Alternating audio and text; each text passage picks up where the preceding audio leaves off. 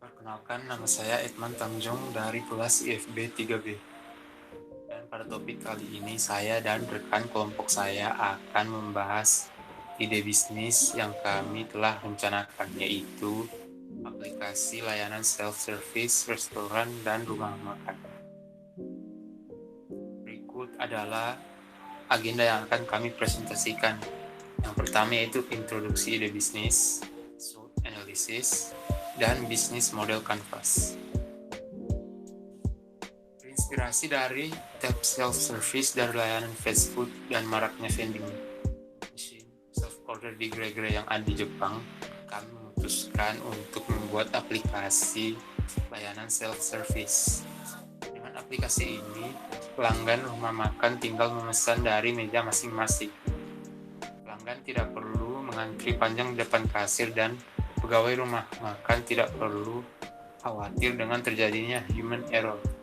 Lanjut, alasan kami membuat aplikasi layanan di antara lain yaitu kurangnya pemanfaatan teknologi pada sektor usaha rumah makan dan restoran, kurangnya kepuasan pelanggan karena pesanan diproses dalam waktu yang lama, sering terjadinya human error akibat padatnya pesanan.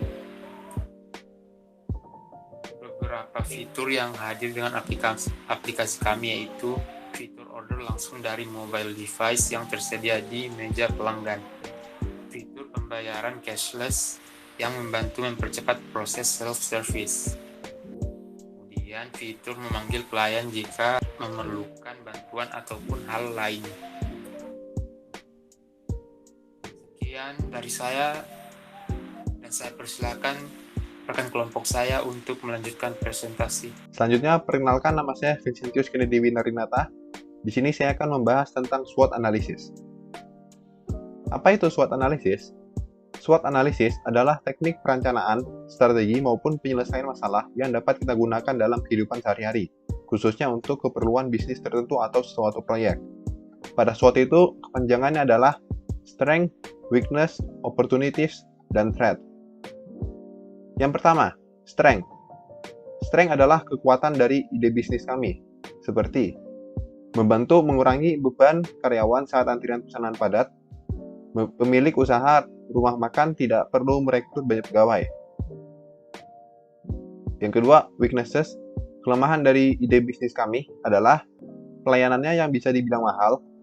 Harga dari aplikasi kami bisa tergolong mahal untuk pemilik usaha rumah makan.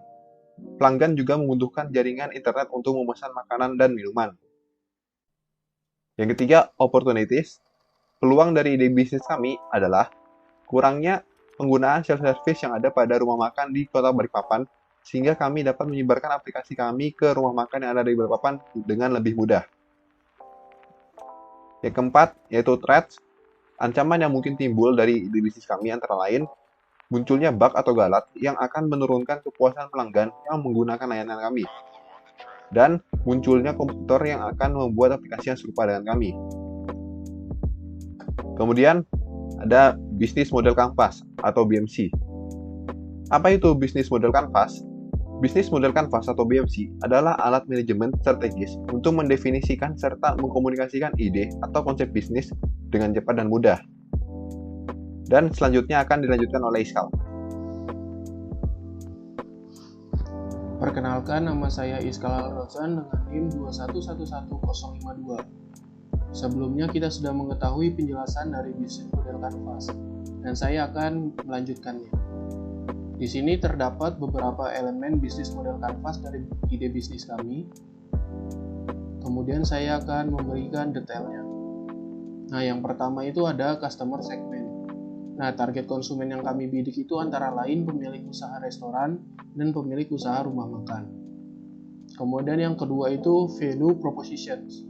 Value yang kami berikan dari ide bisnis ini antara lain itu yang pertama, menyediakan layanan self-service sebagai pengalaman baru untuk pelanggan, mengurangi beban pekerjaan karyawan, dan mengurangi jumlah karyawan yang harus direkrut usaha rumah makan dan restoran, dan juga membantu meminimalisir human error. Kemudian ada channels. Channels ini tuh cara kita berkomunikasi dengan pelanggan kita. Nah, cara kami berkomunikasi dengan pelanggan yang menggunakan menggunakan layanan kami antara lain itu yang pertama ada ads atau iklan, kemudian ada social media marketing, dan juga dengan email marketing. Kemudian ada customer relationship, yaitu cara kita berinteraksi dengan pelanggan-pelanggan kami. Nah, berbagai cara yang kami lakukan untuk berinteraksi dengan pelanggan itu antara lain yang pertama secara transaksional, kemudian juga berupa long term yang bisa berisi tentang training, troubleshoot, dan after sales. Kemudian ada revenue streams. Nah, revenue stream itu bagaimana cara kami memperoleh keuntungan dari bisnis kami. Nah, cara kami memperoleh keuntungan dari aplikasi kami ini antara lain yang pertama ada modal awal pribadi, penjualan license, dan juga digital ads. Kemudian ada key resources. Nah, key resources itu aset-aset yang ada pada ide bisnis kami. Nah, aset-aset terpenting kami itu antara lain ada intellectual property, ada brand, dan juga sumber daya manusia atau human resource.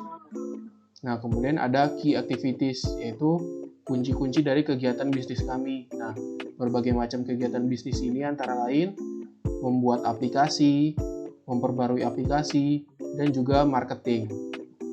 Kemudian ada key partnerships. Nah, key partnerships itu bagaimana bentuk kerjasama kita dengan orang lain untuk melakukan bisnis ini.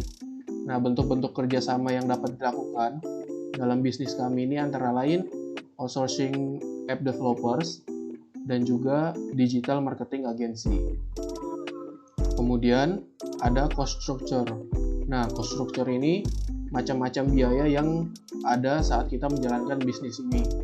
Nah, untuk berbagai macam biaya yang harus diperhatikan dalam menjalankan bisnis kami itu antara lain yang pertama ada biaya jasa app developer, biaya marketing, biaya maintenance dan development. Kemudian juga ada biaya operasional.